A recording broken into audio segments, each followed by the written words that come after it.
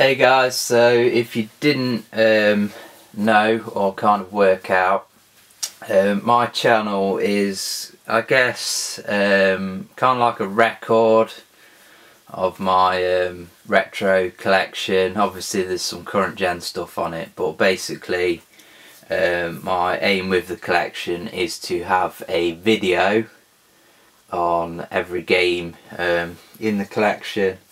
And today I'm currently kind of getting the Saturn collection up to speed. There's only 2 games to actually play in the collection. So the first one is Street Racer, so we're going to jump in with this. Used to have this game on the PlayStation when I got the console first time round. Came with as part of the Toys R Us bundle. As you can see here, I've got the action replay in. It's not a Japanese import or anything like that. The cartridge just happened to be in a console. So yeah, I remember it to kind of be a kind of average, if not mediocre, kart racing game. But I've only played the PlayStation version. I also picked up the Super Nintendo version. The FMV is kind of a bit jerky to begin with. Almost Sega CD-ish. We'll give it a bit more volume. I can get the right button. There we go. So it's kind of, I don't know, it's kind of like a Mario Kart clone, I guess. But, you know, maybe trying to be a bit cool. The way I'd describe it, it's kind of like a cross between Mario Kart and Micro Machines. Well, it even says Micro there. Game mode, normal or Micro. Right. So, not the best menu system to begin with.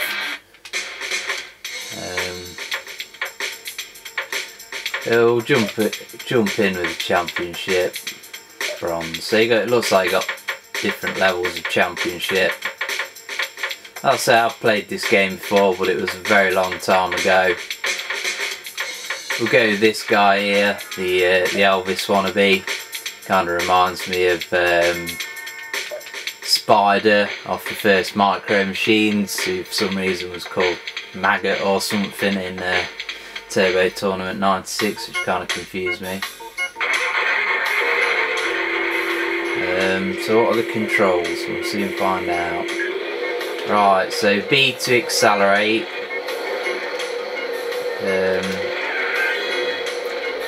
Shows a jump button.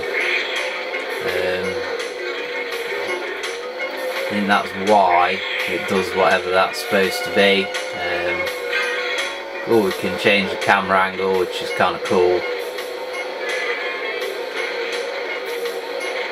Oh, sure there was a jump in this, but obviously not. Unless it's only certain characters. Yeah, they just jumped. Yeah, why can't I jump? Oh, you press up to jump. That's a bit silly. It really makes sense. So jump over the water to avoid being slowed down by it. Just to jump over anything that's in your way of getting the best racing line. It's a bit drifty, the handling. Well, I don't know whether that varies from character to character. I assume it does. It's also pretty slow paced at the moment in this Bronze Cup. I assume it does speed up in the later championships. Oh, turbos, how do we use them? Oops.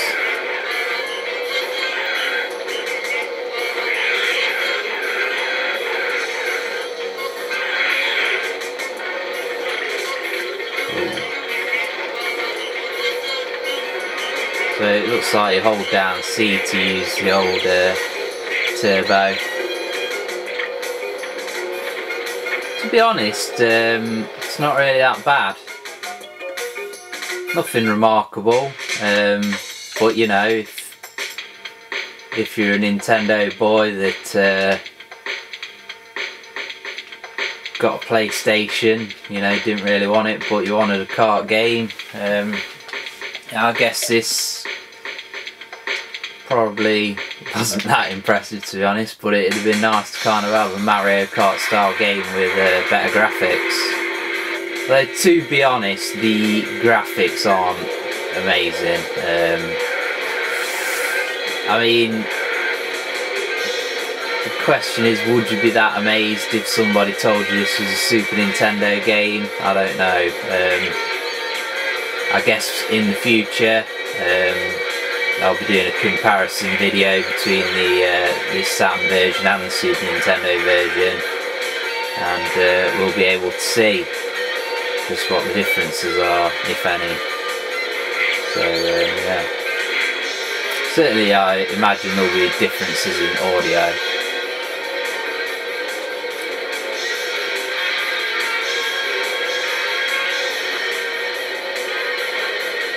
Remember, there's also when I was on kind of the main select screen, there was a rumble option, and if I remember correctly, that's kind of like Destruction Derby mode, but I think there's like fences around the edge, and instead of kind of wrecking your opponent's car, you had to ram them out for a fence. You know, it'd take a few hits for the fence to actually give way, and then once there's a gap in the fence, you try and kind of slot your opponent through there. There's plenty of different versions of this game if you wish to pick it up. I'm guessing there's a Mega Drive version, I can't remember 100%, but I assume there is. There's Saturn, PlayStation, Super Nintendo.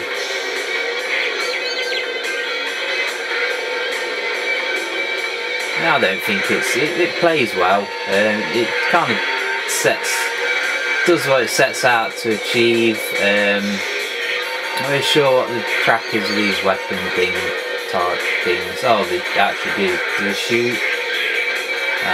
Yeah. So there is weapons. It's just that the weapon system isn't, you know, as slick as Mario Kart. It's not satisfying. But it does have, you know, its own kind of unique elements.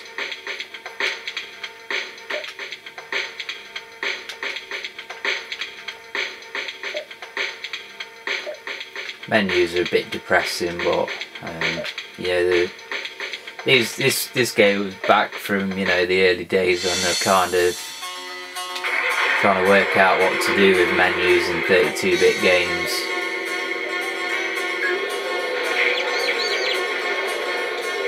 Now there's actually you can use the A button to brake. I've not used that so far at all. I really think you should have to brake in a kart game, to be honest.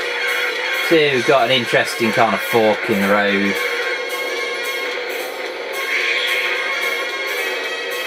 So let's try and shoot him. Missed.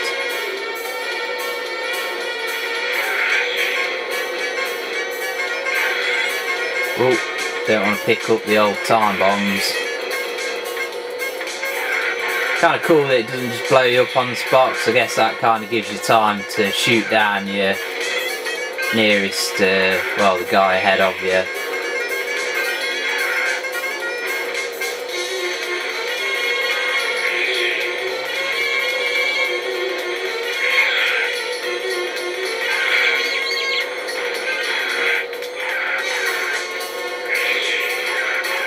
I don't think this game's bad. Yeah, I've played a lot worse games on the 32-bit systems. I mean, this is going to be a cheap enough game. You know, it's not a game that's in huge demand.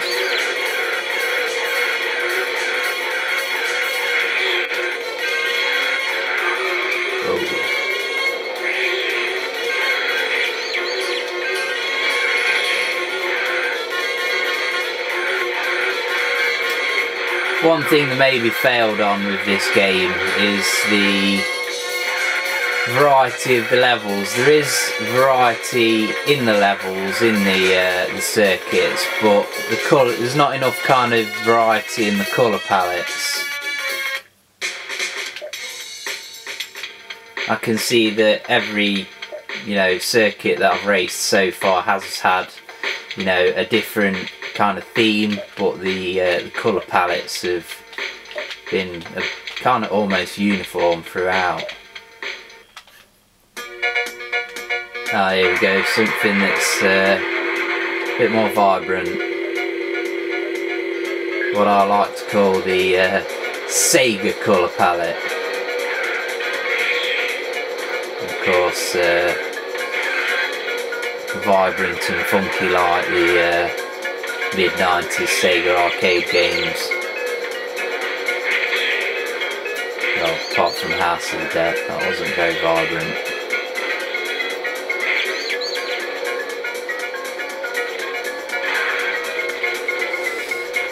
If you've not worked out yet, you pick the, oh, there's a ghost. You pick the rockets up and what do the stars do? I guess the stars are just points, or unless the stars are what you fire. Oh, there's a star. Oh, there is. I think there's a life meter at the bottom left. Oh. Ah.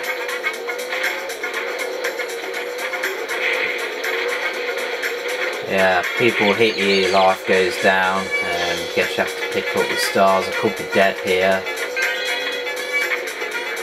Ooh, no, stars don't do anything. Well, I guess your health just maybe regenerates. But the rockets are turbos, and it looks like you can kind of gather a maximum of 10 of them. I mean, the strategy with that is basically going to be save them all up for the last lap, then just use all your turbos, and you know, if you're in last place, you'll be trying to get to first, and obviously if you're in first place, you'll be trying to keep your lead. The game doesn't feel quite as cheap as Mario Kart can feel sometimes. A lot of the times when playing Mario Kart, you can go from being in first place to being last place just because somebody at the back kind of picked up a power up that allowed them to basically ruin the race. It's one reason why I've never bothered picking up Mario Kart for the Wii. So it just used to frustrate the hell out of me. You know, you'd be playing 2-player and you'd just get annihilated by somebody who's, you know, way back at the end of the pack, you know, and you know, it might work for family gameplay. Yeah, the 5-year-old can beat the fucking 20-year-old or whatever, but when you actually want a game to play and have fun with and actually get competitive with, it's not good. So we'll switch it to micro. I assume that just means everybody's going to be small. And then we'll go for the rumble. So you can see the driver's got different attributes. This guy looks like the run-of-the-mill, middle of the road kind of guy. Pretty boring load screen.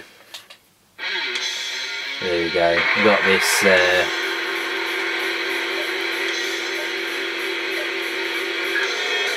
oh, I can't remember the view being like this. Can we change that? Might be able to. Oh, I guess that because it's in micro mode, it goes into this kind of view. I guess that's what it means, micro machine mode basically.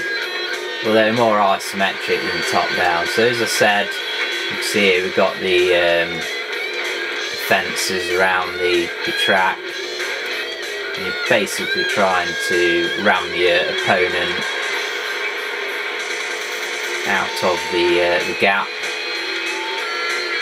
Oops, nearly.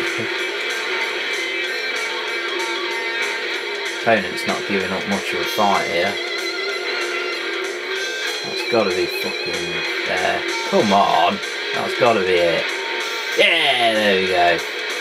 So yeah, not really sure how this stacks up in 2-player mode. Just have a look at the back. 1 to 8 players, so somehow you can have 8 people on one Saturn, and there is actually a picture of 8 split screens, so that's a bit mental. So yeah, Street Racer, it's not an amazing game, but I think it's solid, and it's definitely worth checking out for the price, because it's pretty cheap. If you want the cheapest, probably go for the PlayStation version. It's been a while since I've played that, but it's pretty much as this version is as I remember the PlayStation version being, so yeah, great stuff.